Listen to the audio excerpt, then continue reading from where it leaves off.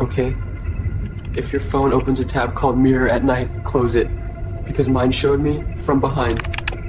It was 1:59 a.m. My screen lit up by itself. New tab, mirror//live. I thought it was a prank until I saw myself sitting on my... Meow. Open it.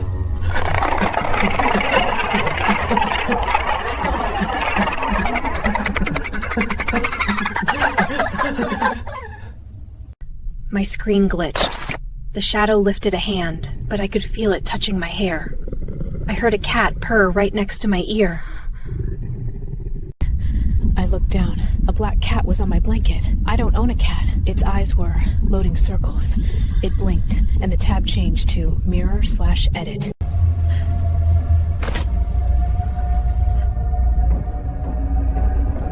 Give me your brain cell. The screen showed me standing up, but I was still sitting.